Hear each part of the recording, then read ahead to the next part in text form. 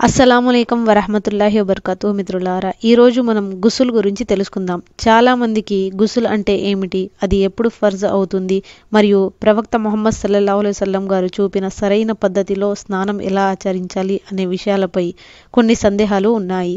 ఇస్లాంలో శుభ్రతకు అంటే పవిత్రతకు అత్యంత ప్రాముఖ్యత ఉంది. మన ప్రవక్త ముహమ్మద్ సల్లల్లాహు అలైహి వసల్లం గారు పవిత్రత అనేది సగం విశ్వాసం అని తెలియజేశారు. ఈరోజు మనం వీడియోలో భార్యాభర్తల సంబంధం దగ్గర నుండి డెలివరీ మరియు పీరియడ్స్ వరకు గుసుల్ ఎప్పుడు తప్పనిసరి అవుతుందో, దానిని ఎలా చేయాలో పూర్తి వివరంగా తెలుసుకుందాం. ఈ వీడియోను ఎక్కడ స్కిప్ చేయకుండా చివరి వరకు తప్పకుండా చూడండి. ముందుగా అసలు గుసుల్ అంటే కేవలం స్నానం చేయడం మాత్రమే కాదు, శరీరం మొత్తం పవిత్రం అయ్యేలా కడగడం. ఇది ఎప్పుడు తప్పనిసరి అవుతుందో ఇప్పుడు చూద్దాం. దీనిలో ప్రధానంగా 5 సందర్భాలు ఉన్నాయి. మొదటిది జనాబత్, అంటే భార్యాభర్తలు శారీరకంగా కలిసినప్పుడు, స్ఖలనం జరిగినా జరగకపోయినా భార్యాభర్తల కలయిక జరిగిన వెంటనే గుసుల్ చేయడం ఇద్దరిపైన, అంటే భార్యాభర్త ఇద్దరిపైన కూడా తప్పనిసరి అవుతుంది గుసుల్ అనేది. అలాగే నిద్రలో స్ఖలనం వెట్ డ్రీమ్ జరిగితే కూడా గుసుల్ తప్పకుండా చేయాలి. రెండవది హైజ్, అంటే స్త్రీలకు వచ్చే నెలసరి, అంటే పీరియడ్స్లో బ్లీడింగ్ అవుతుంది కదా, ఆ బ్లీడింగ్ అంటే రక్తం ఆగిన వెంటనే గుసుల్ తప్పనిసరి అవుతుంది. ఎందుకంటే నమాజ్ చదవాలన్నా, మనం ఖురాన్ చదవాలన్నా కూడా గుసుల్ తప్పనిసరి, కాబట్టి మనం గుసుల్ అనేది చేసుకోవాలి. మూడవది నిఫాస్, అంటే ప్రసవం, అదే డెలివరీ తర్వాత వచ్చే బ్లీడింగ్, అంటే రక్తస్రావం. ఇది ఆగిన వెంటనే స్త్రీలు గుసుల్ చేసి పవిత్రులవ్వాలి. ఇది గరిష్టంగా 40 రోజులు. ఎప్పుడు బ్లీడింగ్ ఆగిపోతే, అంటే రక్తస్రావం ఎప్పుడు ఆగిపోతుందో అప్పుడే గుసుల్ కూడా చేసుకోవచ్చు అన్నమాట.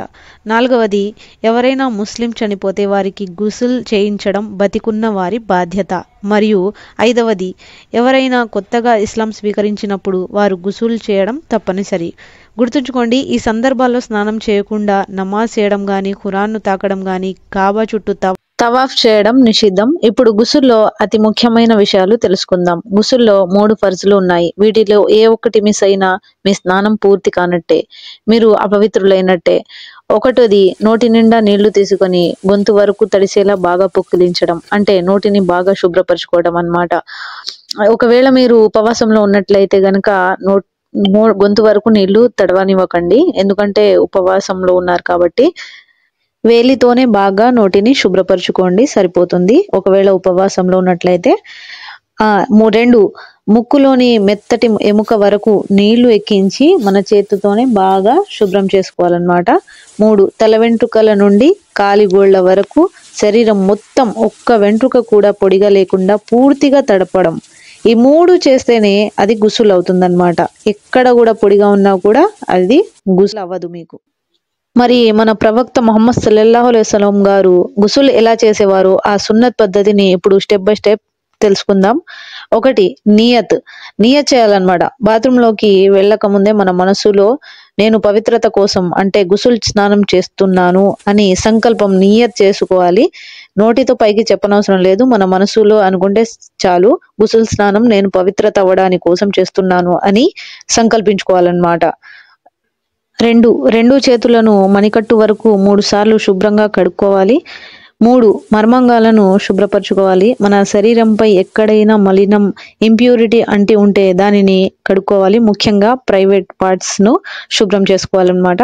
4, వుజు, మనం నమాజ్ కోసం ఎలా అయితే వుజు చేస్తామో అదే విధంగా పూర్తిగా వుజు చేసుకోవాలి. బిస్మిల్లాహ్.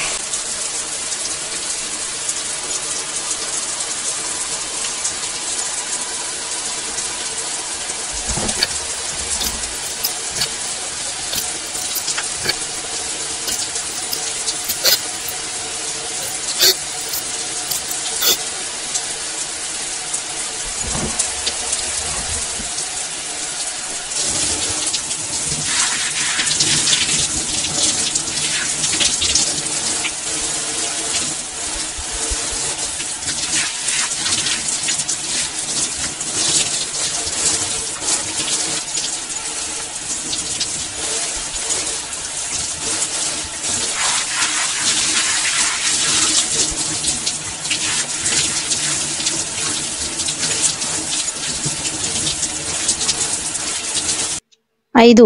తల మీద 3 సార్లు నీళ్లు పోసుకోవాలి. నీళ్లు జుట్టు కుదుళ్ల వరకు, రూట్స్ వరకు చేరేలా చూసుకోవాలి. 6.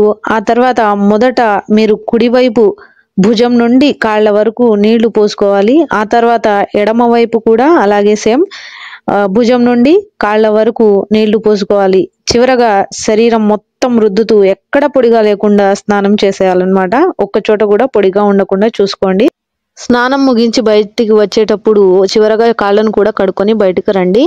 తర్వాత గుసులు చేసేటప్పుడు చాలా మంది తెలియక కొన్ని తప్పులు చేస్తుంటారు. వాటిని సరి చేసుకోండి. ముఖ్యంగా ఆడవాళ్ళు, వేళ్లకు నెయిల్ పాలిష్ ఉంటే అది నీటిని అడ్డుకుంటుంది, ఒక పొరలా ఉంటుంది కాబట్టి గుసులు అవ్వదు. ఖచ్చితంగా నెయిల్ పాలిష్ తొలగించాకే స్నానం చేయండి. అలాగే రంగు వేసుకుంటారు కదా, జుట్టుకు నల్ల రంగు వేసుకుంటుంటారు, అది కూడా ఒక పొరలా ఉండి గుసులు అవ్వదు. కాబట్టి మెహందీ వాడుకోవచ్చు. ఎందుకంటే అది సహజమైనది, వెంట్రుకలలో కలిసిపోతుంది కాబట్టి మెహందీ వాడుకోండి. కానీ నల్ల రంగు అనేది ఇన్స్టెంట్ రంగులు ఏవి వాడకండి, దానివల్ల గుస్సులు అవ్వదు. ఇంకోటి ఏంటంటే అలాగే చెవి పోగులు, కమ్మలు ఉంటాయి కదా, ఇయర్ రింగ్స్, ముక్కు పుడకలు ఉన్నవారు వాటిని కదిలించి నీళ్లు రంధ్రంలోకి వెళ్లేలా చూసుకోండి. ఇక శరీరంలో నీళ్లు తగలడం కష్టంగా ఉండే ప్రాంతాలు బొడ్డు లోపల, చెవుల వెనుక భాగం, మోకాలు, మడమలు, మోచేతులు, చెవి వెనుక భాగం మరియు బొడ్డు లోపల నీళ్లు వెళ్ళకపోవడం, కడగకపోవడం మంచిది కాదు, గుసులు అవ్వదు. గుసులు లేకుండా చేయకూడని కొన్ని పనులను ఇప్పుడు చూద్దాం. నమాజ్ ఎట్టి పరిస్థితుల్లోనూ గుసులు స్నానం చేయకుండా చదవకూడదు.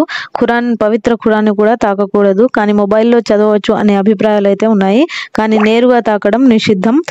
ఇంకోటి కాబా చుట్టూ తవాఫ్, హజ్ లేదా ఉమ్రా చేసేటప్పుడు కాబా చుట్టూ తవాఫ్ చేయకూడదు. స్త్రీలకు నెలసరి వస్తే ఏం చేయాలి అనే దానికి ఈ హదీస్ చాలా ముఖ్యమైనది. ఇది ఆయిషా రజల్లాహు అన్హా గారికి స్వయంగా జరిగిన సంఘటన. ఇది సహీ బుఖారీ హదీస్. అమ్మ ఆయిషా రజల్లాహు అన్హు గారు ఉల్లేఖించారు, నేను మక్కాకు వెళ్లే దారిలో సరీఫ్ వద్ద ఉన్నప్పుడు నాకు నెలసరి వచ్చింది. నేను ఏడుస్తూ ఉండగా ప్రవక్త సల్లల్లాహు అలైహి వసల్లం గారు నా దగ్గరకు వచ్చారు. ఆయన నన్ను అడిగారు, ఎందుకు నువ్వు ఏడుస్తున్నావు అని, నెలసరి వచ్చిందా అని అడిగారు. నేను అప్పుడు అవును అని చెప్పాను. ఆయన ప్రవక్త సల్లల్లాహు అలైహి వసల్లం గారు ఇలా అన్నారు, ఇది అల్లాహ్ ఆదం అలైహిస్సలాం కుమార్తెలందరి కోసం రాసి పెట్టిన విషయం, సహజమైనది. కాబట్టి నువ్వు ఒక హజ్ యాత్రికుడు చేసే పనులన్నీ చెయ్యి, కానీ పవిత్రత, శుభ్రత పొందే వరకు కాబా చుట్టూ తవాఫ్ మాత్రం చేయకు. ప్రవక్త ముహమ్మద్ సల్లల్లాహు అలైహి వసల్లం ఆయిషా రజల్లాహు అన్హు గారికి బాధపడుతుంటే ఇది అల్లా నిర్ణయం, ఇది ఆడవాళ్ళందరికీ వచ్చే సహజమైన విషయమే అని చెప్పి ఆమెలో ఉన్న గిల్ట్ ఫీలింగ్ ని పోగొట్టారు. నెలసరి రావడం పాపం కాదు, కానీ అది దీని ద్వారా తెలుస్తుంది. ఈ హదీస్ ద్వారా మనకు తెలిసే ఇస్లామిక్ రూల్ ఏంటంటే స్త్రీలు హైజ్ లో ఉన్నప్పుడు, అంటే పీరియడ్స్ లో ఉన్నప్పుడు తవాఫ్ చేయకూడదు. కాబా చుట్టూ తిరగడం అనేది మసీద్ లోపల జరుగుతుంది మరియు దీనికి వుజూ, పవిత్రత అవసరం. కాబట్టి పీరియడ్స్ ఆగిపోయి స్నానం చేసేంత వరకు తవాఫ్ చేయకూడదు. ఇతర పనులు చేయవచ్చు. హజ్ లోని మిగతా పనులైన అరఫాత్ మైదానంలో ఉండటం, మినాలో ఉండటం, రాళ్లను విసరడం, దువాలు చేసుకోవడం లాంటివన్నీ పీరియడ్స్ లో ఉన్నా కూడా చేసుకోవచ్చు. అమ్మ ఆయిషా రజల్లాహు అన్హు వారు పవిత్రులైన తర్వాత మళ్ళీ ప్రత్యేకంగా ఉమ్రా కోసం తవాఫ్ చేసి తమ ఆరాధనను పూర్తి చేశారు. గుసుల్లో చేసే సాధారణ తప్పులు. చాలా మంది తెలియక చేసే తప్పులు సరి చేసుకోండి. మడమలు, మోచేతులు, చెవి వెనుక భాగం మరియు బొడ్డు లోపల నీళ్లు వెళ్ళకపోవడం, కడగకపోవడం మంచిది కాదు, గుసులు అవ్వదు. నీటిని వృధా చేయకూడదు. షవర్ కింద గంటల తరబడి ఉండి నీటిని వృధా చేయడం ఇస్లాంలో మంచిది కాదు. తక్కువ నీటితో శుభ్రపడటం సున్నత్. స్నానం చేసేటప్పుడు బాత్రూంలో అనవసరంగా మాట్లాడకూడదు, పాటలు కూడా పాడకూడదు. కేవలం మైల పడినప్పుడే కాకుండా పుణ్యం కోసం ఎప్పుడు గుసులు స్నానం చేయాలో చూద్దాం. జుమ్మా రోజు, శుక్రవారం నమాజ్కి వెళ్లే ముందు స్నానం చేయడం సున్నత్.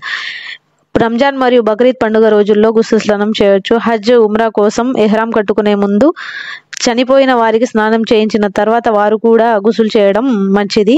గుసులు చేసేటప్పుడు ఏ పనులు చేయడం మంచిది కాదో చూద్దాం. నగ్నంగా ఉండి ఖిబ్లా వైపు, అంటే కాబా షరీఫ్ వైపు తిరగడం, అవసరానికి మించి నీటిని వాడటం, స్నానం చేసేటప్పుడు దువాలు చదవడం, మనసులో బిస్మిల్లా అనుకుంటే సరిపోతుంది. మనస్సులో చదువుకోవచ్చు, కానీ బాత్రూంలో ఎలాంటి దువాలు చదవాల్సిన అవసరం అయితే లేదు. చాలా మందికి డౌట్ ఉంటుంది, ఏ దువాలు చదవాలి, ఏ దువాలు నీటిలో ఊది పైనుంచి వేసుకోవాలి అని. అలా ఏమీ లేదు, ఎటువంటి దువాలు చదవాల్సిన అవసరం లేదు. ఇందులో ఉన్న 3 ఫర్జు సున్నతుల ప్రకారం సరిగ్గా ఒళ్ళంతా తడిచే విధంగా గుసులు స్నానం చేస్తే సరిపోతుంది. అయితే మిత్రులారా, ఇది ఇస్లాం పద్ధతిలో గుసుల్ చేసే సరైన విధానం. మనం ఎంత శుభ్రంగా పవిత్రంగా ఉంటే అల్లా మన ఆరాధనలను అంతగా స్వీకరిస్తాడు. మీకు ఈ విషయంపై ఇంకా ఏమైనా సందేహాలు ఉంటే కింద కామెంట్ చేయండి. ఈ ముఖ్యమైన సమాచారాన్ని మీ ఫ్రెండ్స్ మరియు మీ ఫ్యామిలీతో షేర్ చేసి పుణ్యం పొందండి.